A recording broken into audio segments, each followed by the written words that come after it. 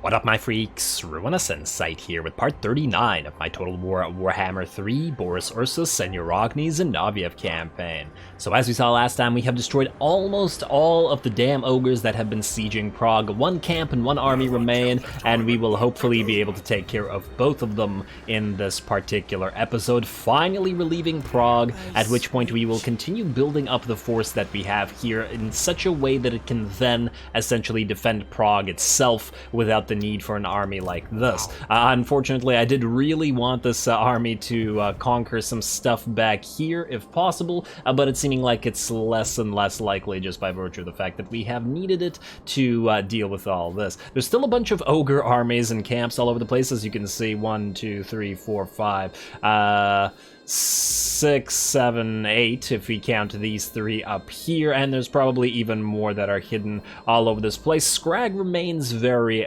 very strong. Although considering how many ogre armies are around all over the place, I really feel like if we build up a good army here, we could use the ogres to essentially farm armies, XP, gold, items, all the good stuff basically, if we can make a good army. So that's definitely going to be on the agenda. Speaking of the agenda, Mr. Ursun has been doing a pretty good job. He's now taking the Fortress of Vorag, though we did trade the Tower of Grief for it. We can always move back up and take the Tower of Grief, and also Pig Barter and the remaining stuff that belongs to these Orky factions. We have pretty much destroyed them at this point, and I don't believe they will be alive for much longer. Finally, lastly, what have you, Boris is still moving down the circles into the pit over here to reach the Writhing Fortress, the Palace of Slaanesh, or Writhing, whatever, the Palace of Slaanesh, and that will probably take a couple of episodes, depending, because, I mean, lately our turns have been taking quite a while,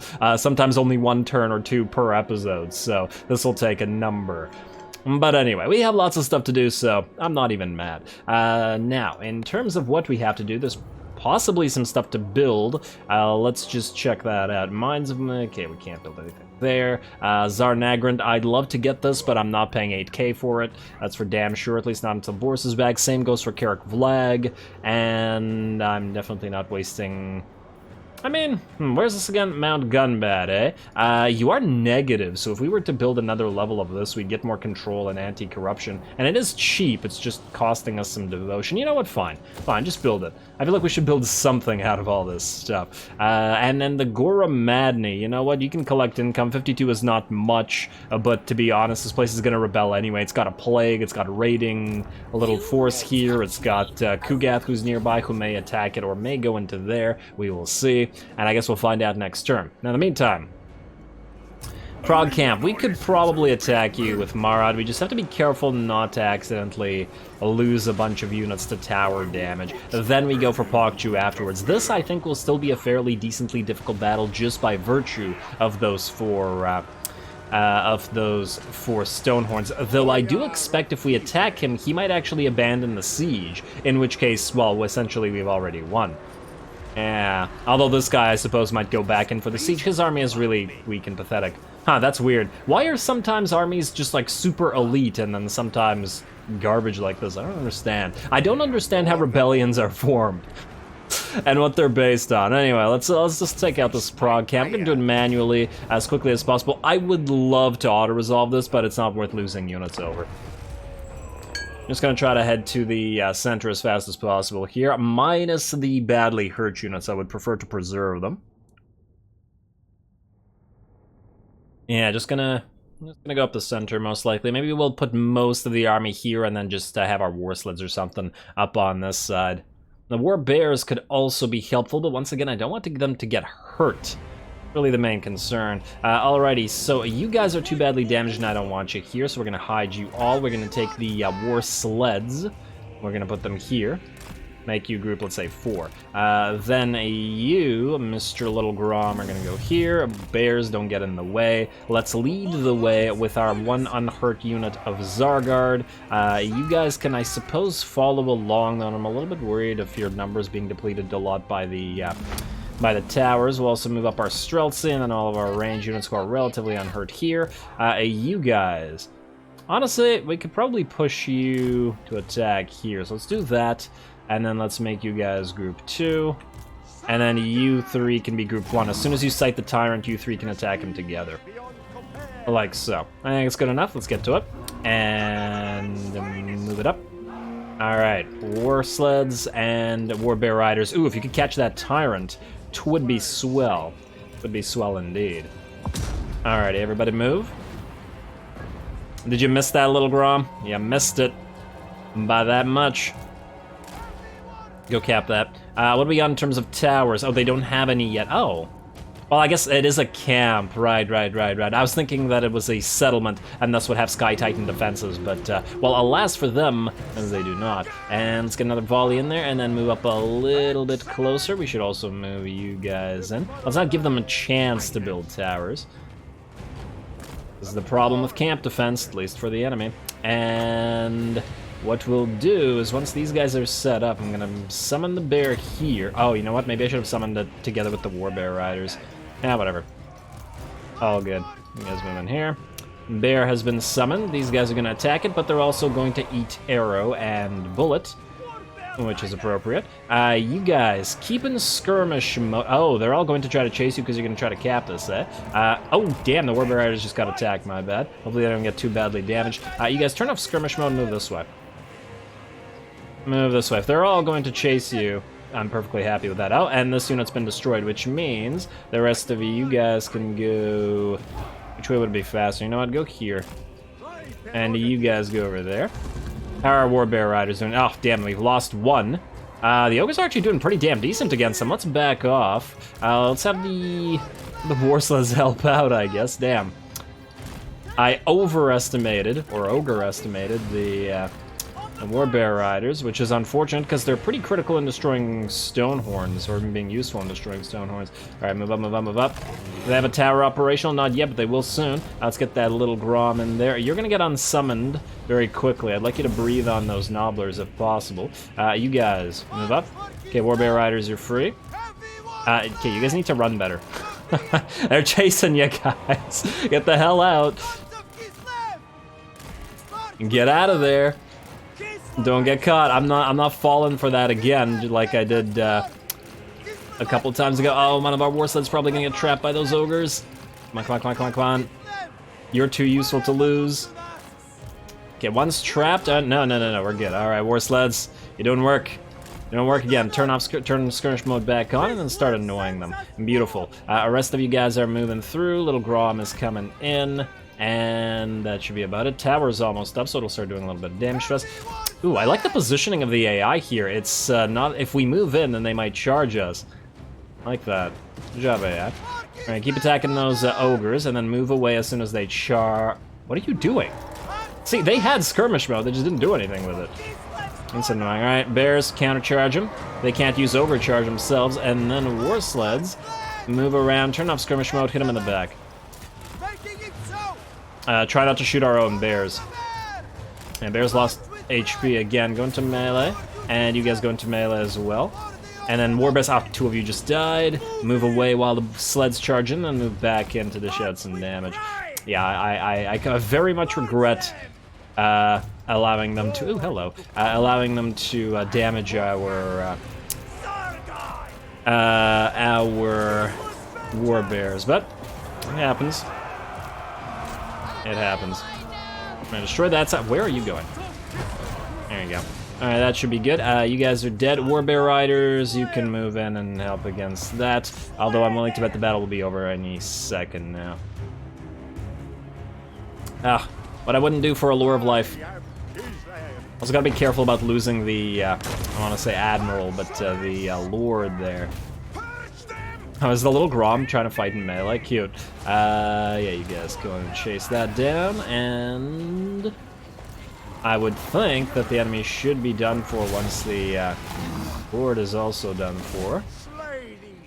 Yeah, there we go. The enemy army is breaking. Beautiful. Camp is done for. I just said done for repeatedly. Alright, end battle, and end battle. Alright, then let's take care of the bigger army. Hopefully we can heal up a little bit. It's not going to recover any models of the bears, but they still have 12 out of 16, so they should have recovered quite a bit of their HP there.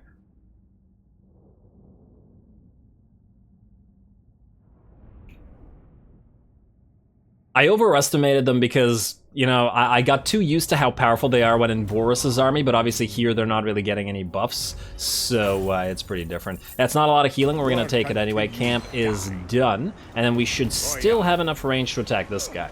So enemy killed in battle, Nomad Riding Master, Step Shepherd, Vodka Distiller, War Coordination target lost.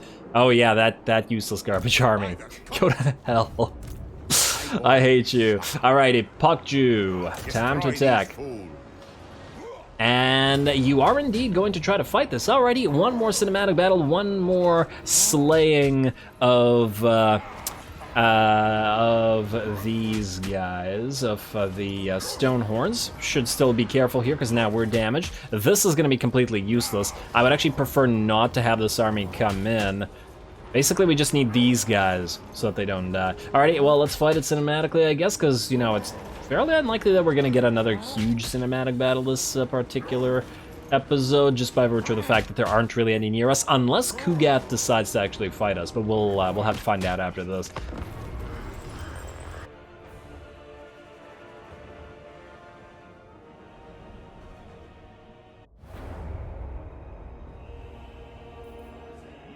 Kislev is in your blood. Alrighty, here we go again. Exciting times. The last of the main Ogre Stonehorn pile armies. I still think these armies are so stupid. How does it have one lord, two, well, quote-unquote infantry units, and 4 frickin' Stonehorns? All 4 tier 3 and all 4 monsters. Ugh. What are you doing, AI? Anyway, since we do have reinforcements, though most of them are like 10 units, tiny little units like these Ice Guard and all that stuff, we're going to wait until they set up. Because a lot of these reinforcements are ranged, they're still going to be quite useful. Plus, we can send them in to sacrifice themselves against the Stonehorns and not get our troops that can die involved. On top of that, we got ourselves a Salyak's Lullaby carrying Patriarch here, which means heals for the Elemental Bears and all 3 heroes and lords, all while the enemy waits on that side. So this is going to be definitely to our advantage. Going to keep staying here and healing. I want to use all 3 Salyak's Lullabies on the units that can heal, especially the 2 Elemental Bears, so that they actually survive this and the Stonehorns can be held off. Pretty good. I'm really happy that we did get a Salyak's Lullaby here. This particular bear healed up quite a lot, especially considering the enemy has... Wait, are you a... what are you? Oh, you're a beast. You're a Slaughtermaster of Beasts, so no Troll Guts for you, which is also good, because it can't heal the enemy Stonehorns. Oh, is that a Pan's Impenetrable Pelt? It is indeed. I'm gonna take a little bit less damage from our little Grom bombardment, but still, I think, fairly useful in this particular case, so keep on doing that. And there we go. What the hell was that? Shoot a little further. It's a pretty big target. Talking about the inability to hit the broadside of a barn, I'm pretty sure Stonehorn's quite a bit bigger than a barn. I suppose it depends on the barn. But yeah, you should try a little harder, little Grom. Let's see, this is going to take a while. You know what, in fact, while we continue bombarding them, I'm just going to speed it up once again, because it's a little bit boring waiting here just while only the little Grom fires. Wait until the actual battle is joined, or at least until they start moving towards us.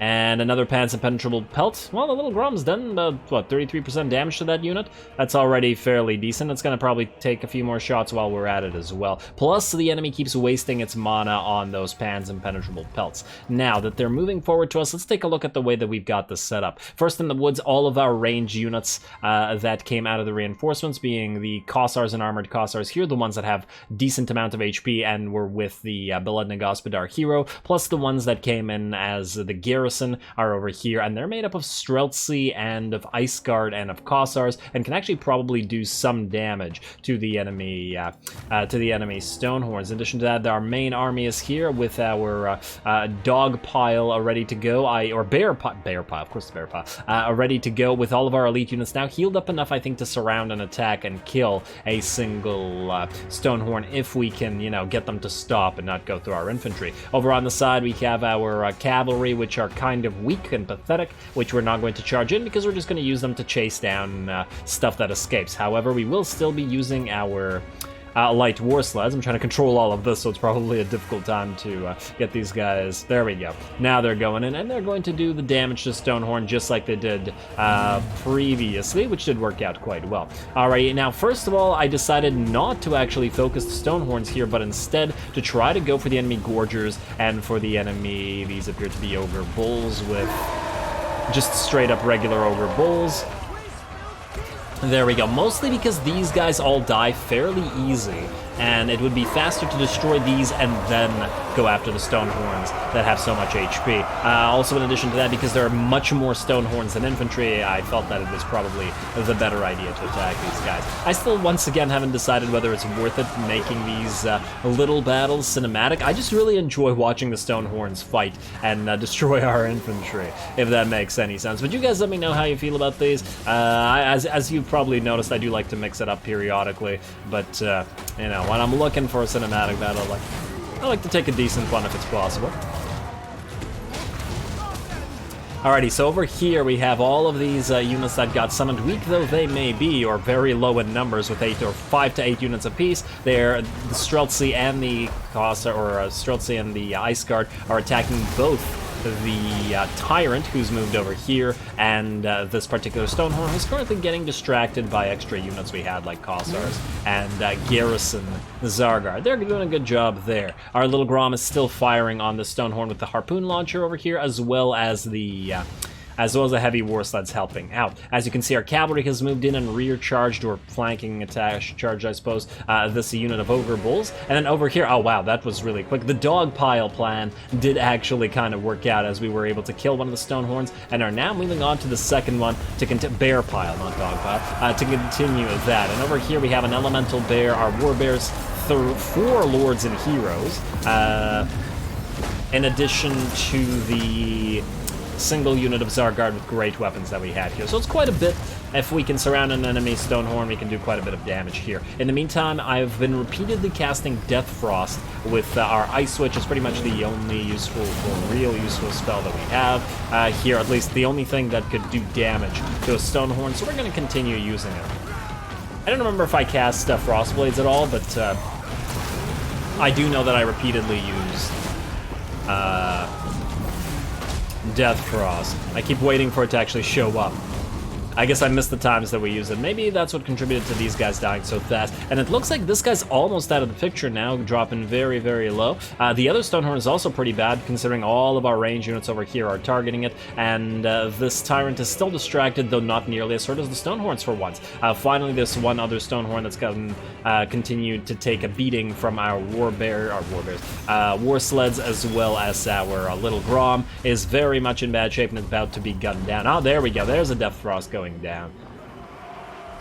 Yeah, I think these guys might have too much HP for Death Frost to dish out enough damage. 50 damage per second is really not that much, considering they have, what's their max? Yeah, 50 damage per second for 15 seconds when they have 10k HP. I wonder how it compares to Spirit Leech. I'm gonna check that out at some point. But anyway, there we go. There's a ice sheet going down to slow the enemy Tyrant down, and the battle is over. The enemy has actually routed. We're just gonna try to chase and block this, or Slaughtermaster, not Tyrant. I've been saying Tyrant this entire time, but it's Slaughtermaster.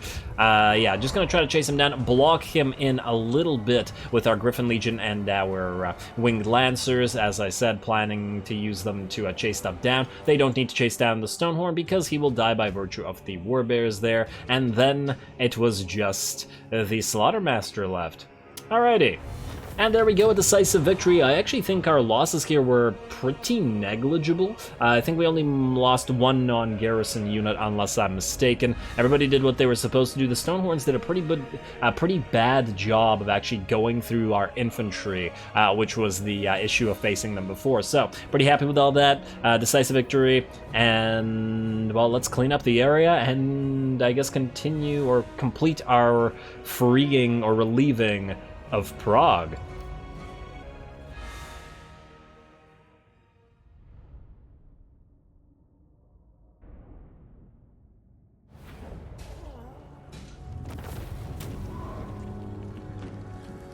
And there we go, just like that, Prague is finally free from the besieging ogres. Man, that took ages. I'm curious to see how much damage you dealt. 4.5k, really, that's it?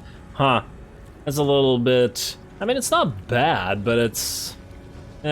So I think I cast Death Frost Overcast 3 times on...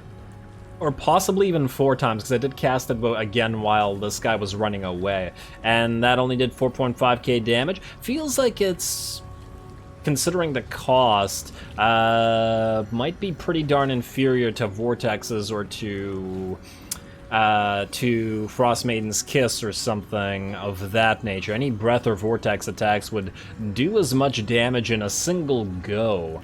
You know, a little bit of disappointed in Death Frost. I thought it would be a little bit more damaging, but it's okay. In terms of this, I guess we can heal up again. Yes, money would be nice, but there's still a few armies around, and let's not chance getting sieged again. So yeah, let's heal up.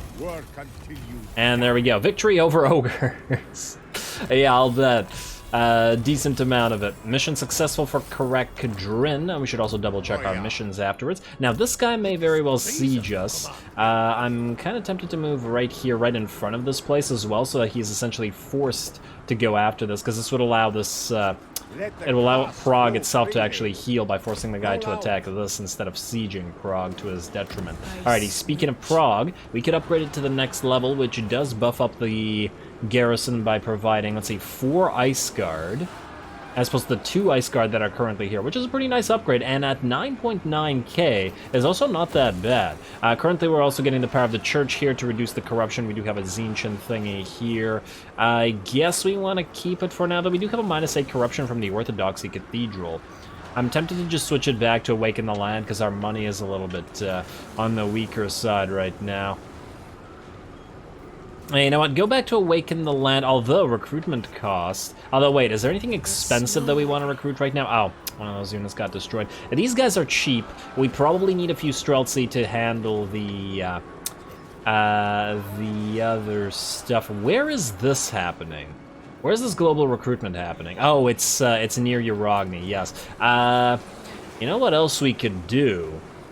I'm just thinking, what would be the best thing here out of Visenland stuff to help combat enemy Stonehorns? We can get 4 allied things. I'm kind of tempted to get a few Great Cannons because they're anti-large, but honestly, I've never had very good experience with the Great Cannons when functioning against anti-large. Against slow-moving armored units like Chaos Warriors, yes. Against cavalry, well, especially the weaker cavalry, maybe not Chaos Knights, but more like... less armored cavalry, definitely yes. But giants and other stuff, you are probably better off using a Luminarch or something of that nature. The Hellblaster volley guns can be okay, but once again, I feel like they're better off at mowing down slow-moving armored targets than they are giant units. Still, at 10 allegiance and 13, it's not too bad of a pickup. And it's ironic because the Hellstorms are much better than these things, generally speaking, and I do love my mortars, but if we're going to be facing off Stonehorns again and again, we're better off doing that. I'm tempted to just grab a couple Demigryph Knights with halberds, because they, like the bears, would probably be very damn decent against ogres. The only problem with these guys is the 18 cost is a little bit... well, quite a bit. Also, the upkeep is pretty insane at 500. Plus, we can't upgrade them. But still, as a specialized unit, you know, I'm gonna do it, regardless of the expense. And you know what? Let's get 2 Great Cannons. And then maybe a couple little Groms if we can swing it. Although, if we make this army a lot more cavalry-focused, I mean, considering it has... but this is for infantry, it won't work for cav. This will work for cav. I think we'll have to make another army be the Cav army. We'll just have a little bit of support, but here I guess we're going to make more Zargard and Kossars and all that sort of stuff. And then I guess we want at least a couple more armored Kossars, and definitely a couple Streltsy, although considering the expense, you should be careful. And yeah, definitely recruit some stuff. And yes, I'm definitely going to make a cavalry army later that'll be a little bit more Griffin Legion focused. Also, you have the Strongholder, which is no longer going to be all that useful. Probably prefer Disciplined over that. We'll have to pay attention to that. Also, you have leveled up. which means we can get you Guardian Call. Not yet ready for your Warbear, unfortunately. We can also go through Evasion so we could get Heart of Winter as fast as possible and actually deal proper damage. Still disappointed in Death Frost. Strong versus Character. Character, maybe. Single target entity with like 15,000 HP, not so much. Well, let's get Guardian Call first because the summon is always useful. There you go. And then you, I guess, can also level up, though we did get value out of that Saliak's Lullaby there. Let's get Replenished Troops because you're just going to get on your bear afterwards. Oh, we might even delete you because you have Strongholder. I don't want to waste the point on Warhorse if we're just going to go Warbear afterwards anyway. Do that. There you go. Alrighty. Really nice to get some of these troops because of the allying with this and that. Man, this is gonna get minus like an extra 2,000 gold per turn. Fortunately, we'll go back up after this army is gone and after this is gone as well. Nice. Although this is gonna cost us another. Yeah, we're gonna go negative fairly soon, so watch out for that. Anyway. What else do we got out here? Oh, we're running out of time is what we got. Okay, let's go. I don't think we're going to build anything else because it's too expensive at the current time. I'm actually kind of tempted to upgrade Prague, but the thing is, upgrading Prague gives us another level in Merchant's Guild Hall, which means more money out of everything. And it's quite nice. So we probably shouldn't. We also really want to work towards taking Erengrad for ourselves, considering we need it. And that'll be another thing for us to defend against ogres constantly. And ooh, hello, we got Legions of Chaos back here, or Legion of Chaos back here. I feel like we had some objectives towards destroying them. Speaking of objectives. Okay, that's only you. War Coordination, not Outpost. Ally Mission, Muzrub. Stop rubbing your muzz. Foggen, you. Much more likely to die. Groth the Man-Eater, even more likely. Okay, let's go for Groth the Man-Eater. See if we can take care of him. Hopefully this guy doesn't siege Prague just to stop us recruiting units. I would not be surprised at all if he did, but I guess we'll see. Unassigned skill points ignored. Imminent Rebellion, that's in Zornus Cool because of all the Nurgle corruption here. Wait, where's the Nurgle corruption coming from? Is it just the cultist? You gotta be kidding me. It's going down, but still, damn. Corruption is pretty insane, eh?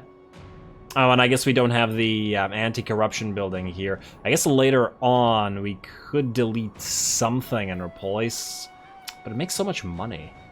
What could we possibly lose here?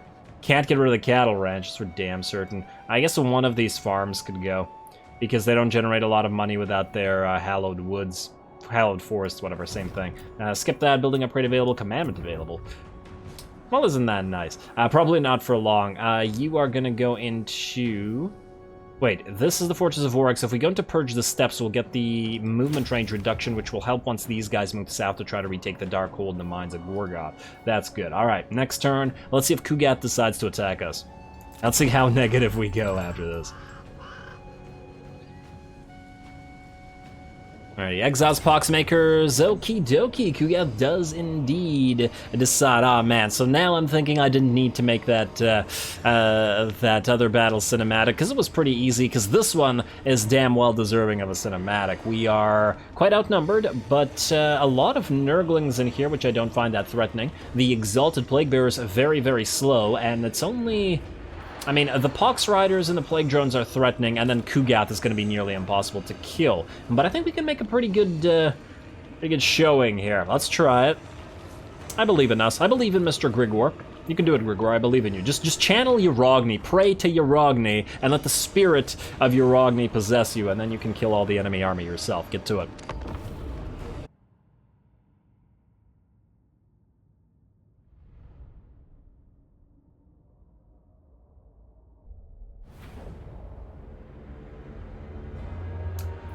Alrighty, here we go. This should be an interesting time. We do have a Lord here, luckily, or I mean, we did summon him for this purpose. I don't know how helpful he will be. The main problem here is going to be Kugath himself. He's got 17,000 HP, he's got several types of regeneration, including a potion of healing, a lot of splash damage, that ranged attack that does splash damage, and just way too much HP for our good. Plus he's got all of his spells. He's got Terror, he's got Nurgle summoning. Yeah, oh, and he's unbreakable on top of all that. Damn. Yeah, that's going to be really tough. I don't know whether we actually have anything that can bring him down, but I guess we'll have to find out. Let's take a brief look at the way that we've got this set up. I have one tower set up, and I've decided at the very start, and considering my experience with the Nurgle faction previously, that this is a particular faction where we're better off building tons and tons of towers all over the place, the regular arrow towers, simply because the vast majority of the enemy army is so slow that we can subjugate them to a lot of damage that way. Plus, if we lose any single capture point or victory point or supply location, then only some less expensive towers are destroyed. I hope that works out. I guess we'll see. Now, in terms of the setup itself, we have one unit of armored Kossars here guarding. For once, I actually built one of these platforms to increase their range, as this is where Kugath is coming, but he's also got Forsaken and Exalted Plague Bearers, and something needs to hold that off. They're also shooting up at these two Plague Drone units, which are moving around here, and, well, they're also pretty scary, and that's why I left a unit of Zargard back here as a reserve. If you're wondering why this Zargard unit is here and why this Kossar unit is here, as you can see this is a Kugath firing. And I've seen it before where he misses when he attempts to fire by hitting cliffs like this, so I try to make good use of that. Plus, we got another Kossar unit to attack this, so we'll see if we can bring down the Plague Drones. Over here, we have a single unit of armored Kossars with a Patriarch and 2 unit of Kossars with spears, plus the 2 unit of Kossovite Dervishes moving in behind this particular blob over here. The goal here is to destroy this blob quickly, as this is more units than necessary to destroy 2 units of Nurglings and 2 units of Plague Bearers, and then use them to reinforce this area once Kugath breaks through. Finally, the vast majority of the enemy, well, maybe not vast majority, but the majority of the enemy forces are here, with tons of Nurglings, Plague Bearers, more Plague Bearers, and both units of Pox Riders, wherein we've also concentrated the greatest number of our own troops, plus our Lord. We have our Zargard, who are going to guard the supply location, where it looks like 4 units of Nurglings are heading. I doubt that 4 units of Nurglings could kill a unit of Zargard, but I've been wrong before, especially if they manage to surround them, but that's what all these range units are for. They should be able to take care of them. We've also got 600 supplies now. I'm sure I will notice that soon and make use of the supply to build stuff. Alrighty, it looks like one of the Plague Drones has taken some damage and is now, rear charging into our armored Kossars over here. Plus they've got the, what's this, Rancid Invocation? Miasma of Pestilence, What was that spell?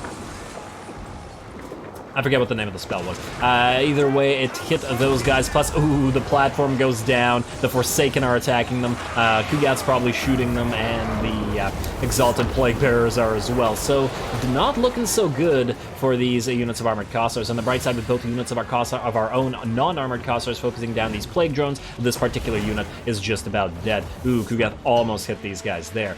These Zargard are also fighting with the Plague Drones, about even, considering these guys took a little bit of damage from our range as they were moving up. Over on this side, it looks like our armored Kossars with great weapons have been doing a great job. Well, they are great weapons after all, blocking off all of the Nurglings and the non-Exalted Plague Bearers here, while the rest of our Kossars shoot their arrows into the ranged Plague Bearers. Also, we can see our Kossovite Dervishes, who are moving around, are ready to hit the enemy in the back. Just gotta try to do as much morale damage to them as possible, though it will be hard to have a Kossovite Dervish unit cause a rout or cause these guys to start getting banished or disintegrated. But still, they're going to continue taking damage from that.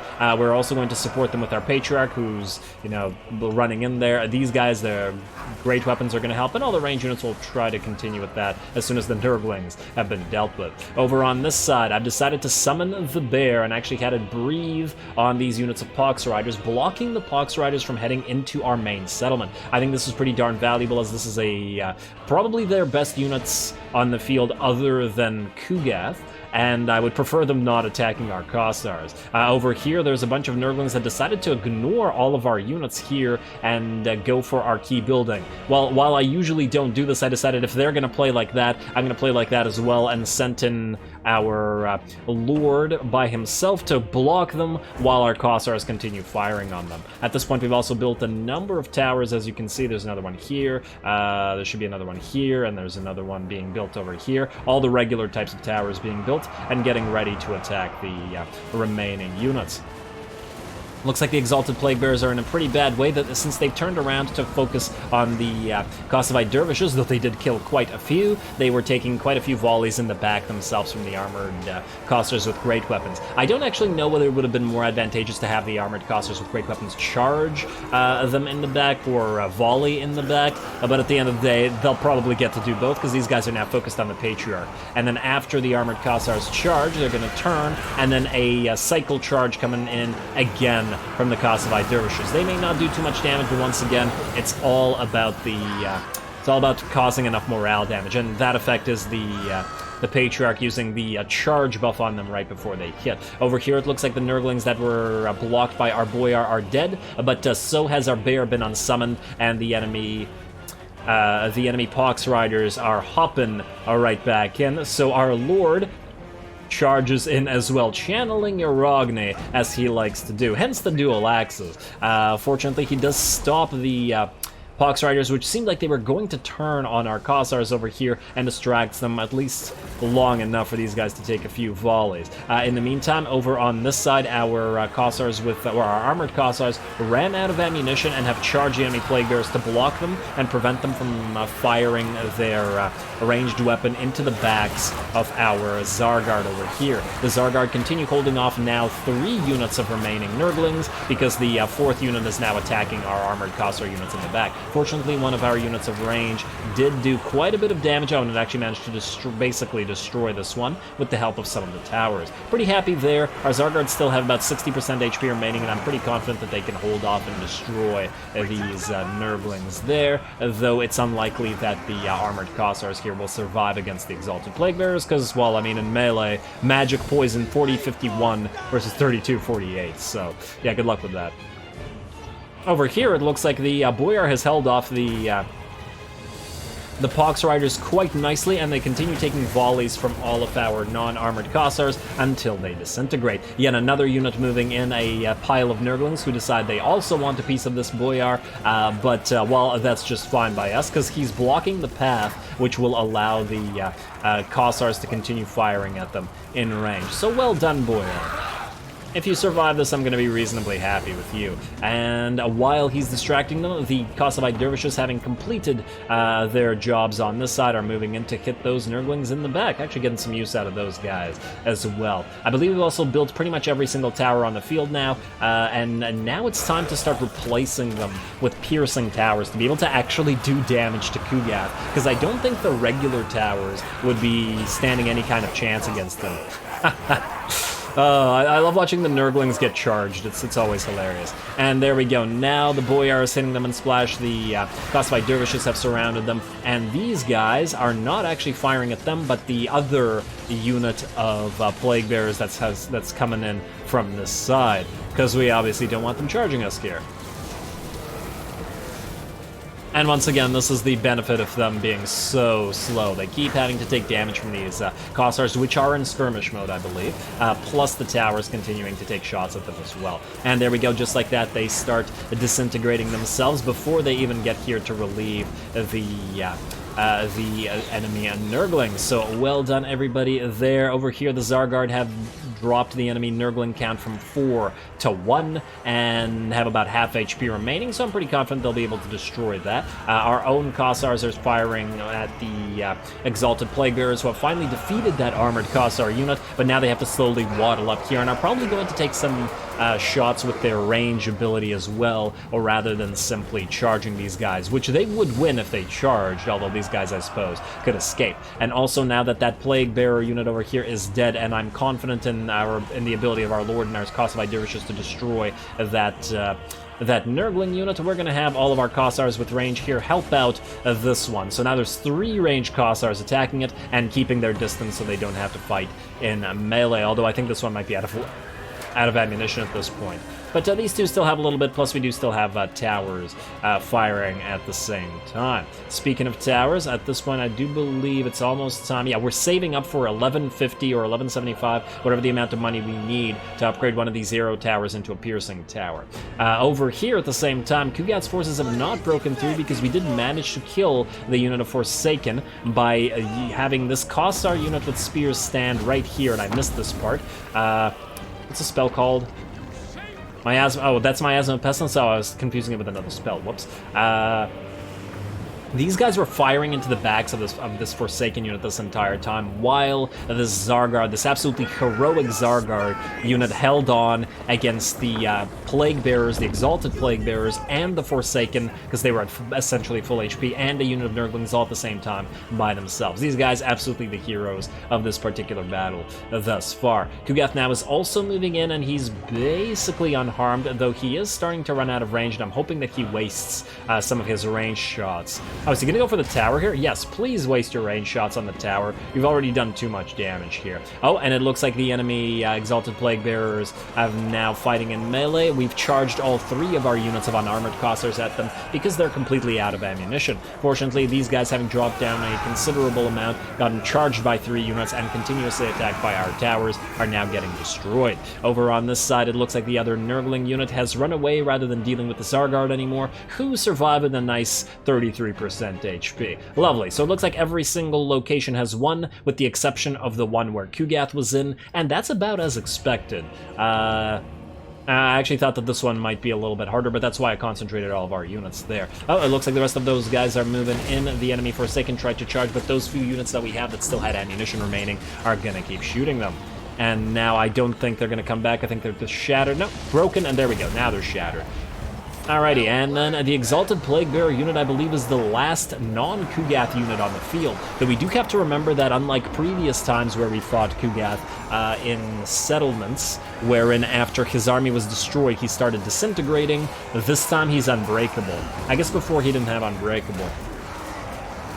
So obviously this is a pretty big problem, because as long as Kugath's on the field, you don't really have any way to kill him. It'll just have to be up to the towers. Nice shot from those piercing towers. Those units that still have ammunition firing into the back of these Plague Bearers as well. Our Patriarch's moving in to help, and our Lord is fighting among them there as well. Actually turned out to be a nice little battle, didn't it?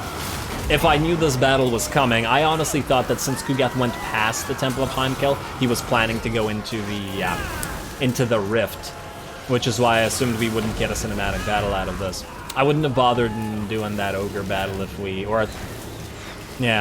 I knew about this one. But hey, I mean, who's gonna complain about having 2 cinematic battles, right? Hopefully not, anyway. Alrighty, and now it's just Kugath on the field, and I think he either is out of ammunition or has 1 ammunition remaining. So I'm just gonna speed this up until he joins us in battle. Our towers are gonna keep shooting him, and there we go. We got another one of our piercing towers up and running. As you guys just saw, he just recovered to full HP after taking some damage. Damn that regeneration. And there we go. Now he's in. Those of us, once again, that have a range or ammunition remaining are going to keep attacking him. Though he's not taking a crazy amount of damage, he has taken some. And though I assume he will heal further. Oh, and he is indeed carried by Nurglings. I'm answering my own question that I will ask in the future after this particular battle is over. I just remember thinking, wait, this is a palanquin. Is this a palanquin or a floating throne? That's what I was thinking. But it is indeed carried, so I guess the fight with a slan wouldn't be as funny.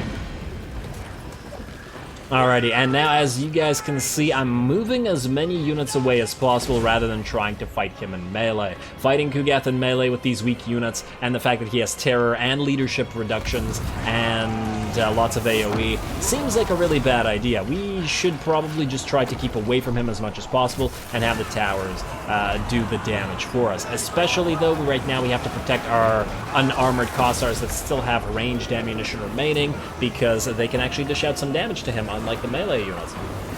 Over here, as you can see, our Lord is moving away from Kugath, and yeah, just gotta try to get out.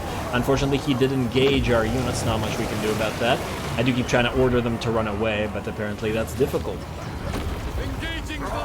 Alright, how you doing, Kugath? At this point, I think we have 2 or 3 piercing towers. This one just got built, but it can't fire because of this. Once again, I gotta complain about the locked placement of the towers. It's absolutely silly, because why would you build a tower here instead of up here where it can overlook stuff?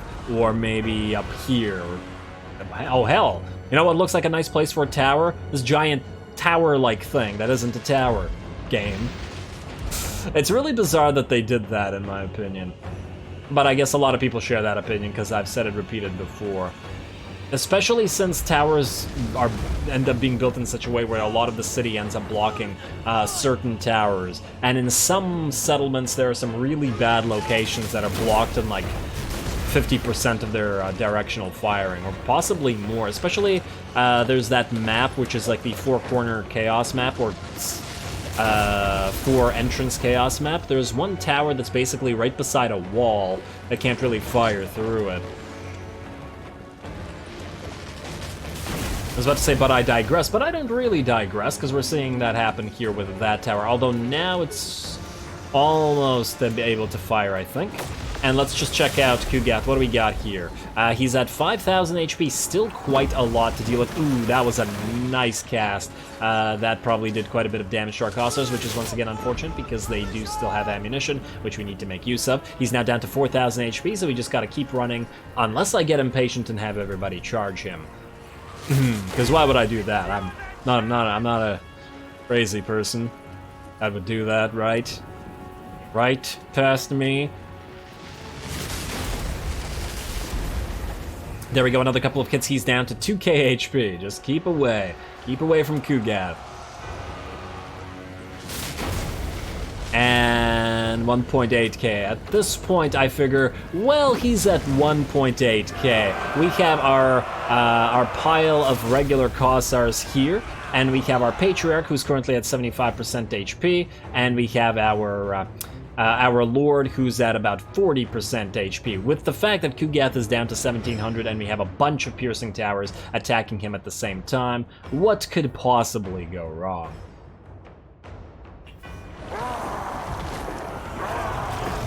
Alrighty, Kugath gonna puke on our units. But, you know, they should know what they signed up for at this point. I'll look at some of those Nurglings floating in the air. And there we go, a couple of seconds go by and Kugath has killed that Patriarch, who was at 75% HP and still is quite alive, but having only lost about 100 points. He has also killed our Lord with another vomit. I guess his weapon strength is 2k, so it might not be surprising that he did that damage, and I very much regret sending those guys in to actually fight him here. Also, damn that Unbreakable. He's still alive. Yeah, if I were to do this again, I would absolutely just keep those guys away, keep these guys away. I got impatient, I charged, and I paid for it. But hey, live and don't learn in my particular case. And there we go, the last of the lightning towers. Ooh, I like the lightning having gotten frozen by the end screen there, and it looks like it's going right through Kugath there. Can't believe I've never frozen or paused the game before when those towers are firing, because the lightning attack looks damn cool. But yeah, there we go. It looks like we've got a victory, although way too much damage. Yeah, really wish I hadn't sent that Lord and that Hero, because we didn't have to lose them or have them take any more damage at all. Impatience, guys. Impatience. Anyway, Pyrrhic victory, but at least it's a win, and Kugath's got out of the picture. Well, or at least his army's out of the picture, for now.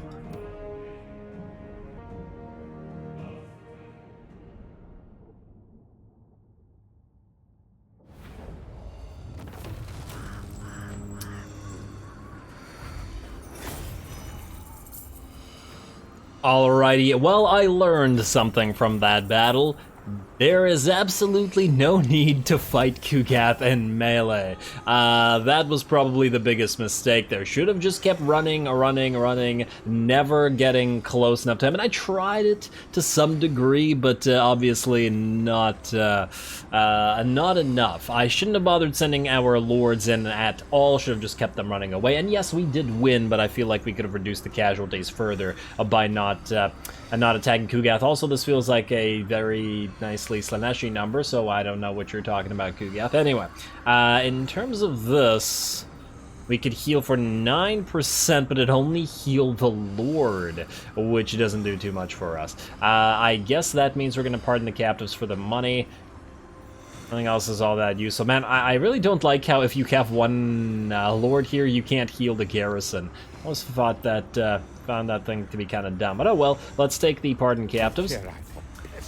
Ooh, and I take it the rebellion is going to be the last to move right after we've lost all of our units here, which means that all of that fighting might have been for naught, I suppose, depending on what's in the particular rebellion army. But still, military alliance, no, your strength rank 38, so you need to try way harder. And yeah, indeed, they are going to attack us here. The likelihood of winning this, pretty darn small, unless they actually attack us from like one single path and not separate their forces. If they separate their forces, considering the Slaneshi are very fast, it's unlikely that we can win. I think I'm gonna call this episode here. Oh wow, yeah, we're definitely out of time. I'm gonna call this episode here. We'll give this a try at the start of next time. Probably not gonna bother doing a cinematic battle because I really doubt that this is actually possible to win. But hey, we can give it a try. At the very least, once Boris comes back, he can retake the Temple of Heimkel and then take the Frozen Landing. And at least we won't have to deal with Kugath for a little while. We sent him scurrying or floating away once again. At some point, I gotta get a... Oh, well, I guess he's... Wait, is he being carried by Nurglings or is his throne floating? The Plague Heralds get carried. Well, it doesn't really matter. What does matter is that I'm calling this episode next time. Stay tuned for more of these battles, and I guess the recruitment of the stuff at Prague, since we probably didn't get sieged again, so that army will be free to now actually be able to take care of itself and any other ogres that come to Prague. So that should be fun. Don't forget to leave a like and comment for your friendly neighborhood heretic. Whatever else I might usually say. Sorry for the delay. All glory to the algorithm. And thanks for watching.